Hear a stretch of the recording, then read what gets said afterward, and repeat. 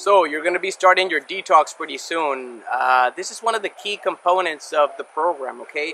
Because we're going to get rid of things that have been there for a long time. Like I say, and probably I've said to you before, it's not a colon cleanse. It's not a fasting, okay? It's a deep cellular detox. And there's going to be, during this 21 days, I mean, it's really a no cheating time, okay? So just look at it like that. It's just for that amount of time. Pretty much everybody can do something for 21 days. You shouldn't be hungry. I don't want anybody to be hungry during that time. Eat enough protein, drink enough water, look at the recipes, plan ahead, get your lunches ready. You can do batch cooking, so actually you do a big meal and certain sides, and you do that twice a week, and it gives you the opportunity to have quite a bit of lunches and maybe some dinners, and you can do mix and match. Get over I like things just fresh and not reheating anything, because actually that's something that might be very helpful, especially when people want to eat very healthy. Sometimes it takes a little more time to prepare the meals, and sometimes reheating might be a good alternative. Frozen fruit, for example, is also a good alternative too on the things that we're doing. So it's just one of those things that there's going to be some challenges, and there's going to be some times in which you're going to be figuring it out. It didn't work so well, or you tried a recipe that it didn't taste so good.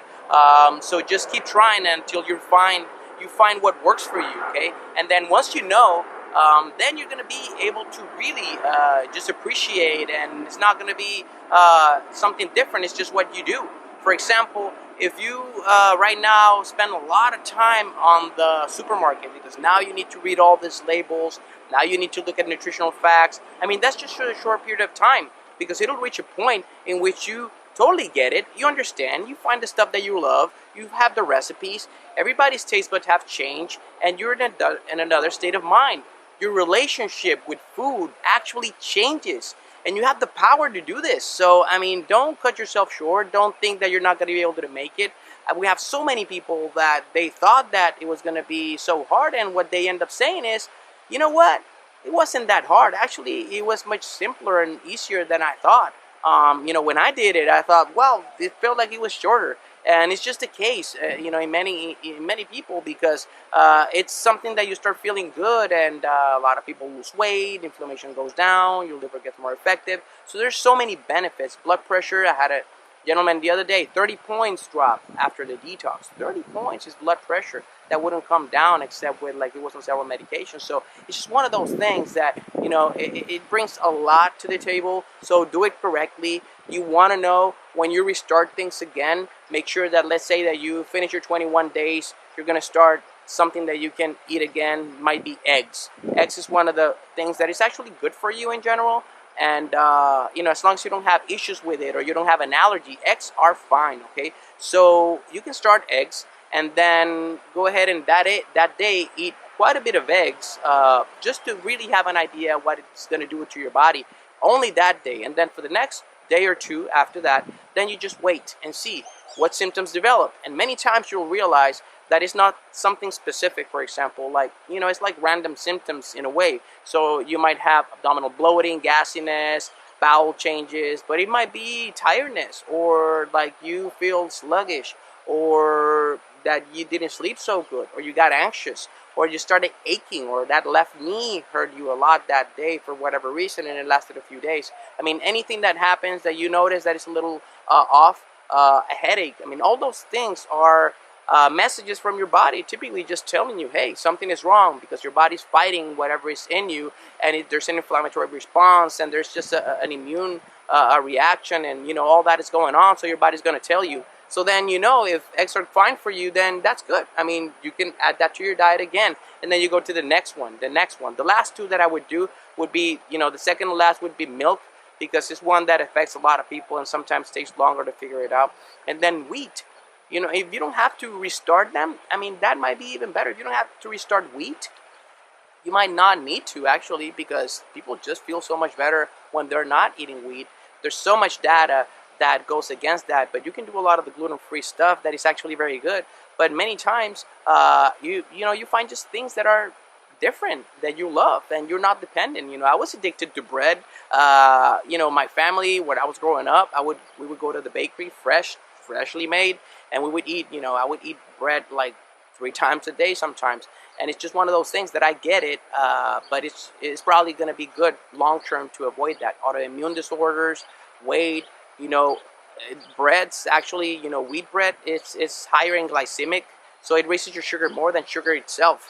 So it really doesn't make a lot of sense, but that's pretty much the way it is. Now, I want you to add things to your diet that are very good for you, and you'll probably like a lot. Chia seeds, something that I really encourage you to add when you're doing the detox. Flaxseed, sunflower seed, pumpkin seeds. I mean, they're all great. Sesame seeds, typically. I mean, all those things are great for you. They're packed with nutrients, and they have a lot of protein and good fats. You can do the nuts and do a variety of nuts, and start, you know, finding maybe other nuts that you didn't realize. Brazil nuts are very good for selenium. Peanuts are not really nuts, so I don't recommend peanuts. And actually on the detox, you're not going to be able to do the peanuts because a lot of people are allergic to it, okay? So other things that you should add to your diet, I mean, mushrooms. Go ahead and eat your mushrooms and cook it in different ways, especially when you're doing the portion in which you're not doing meat. The mushrooms are going to be very important because you can actually do you know, cook a mushroom and saute it, and kind of like it has a little meaty flavor. Other things, you know, you can have an avocado with sardines, so hummus with sardines, or like tuna. Tuna is better in a pouch than if it's in a can, okay? So another good thing to add is green tea. Spices are going to be very nice, so just really use your condiments, okay? Like your turmeric, cardamom, cinnamon for sure, ginger, excellent. Use your herbs, like, you know, like spices like parsley, cilantro, oregano, all those. They're very high in the content of antioxidants and a lot of the good properties. Go ahead and venture out and go outside of your comfort zone, okay? And it's going to be worth it. You're going to find things that you love that you didn't know even existed, okay? You're going to find new ways of cooking. Go to that cooking class and start learning more. Learn about the spices, what you can do. Go to that nutrition class and make sure that you learn other things that are going to be very important.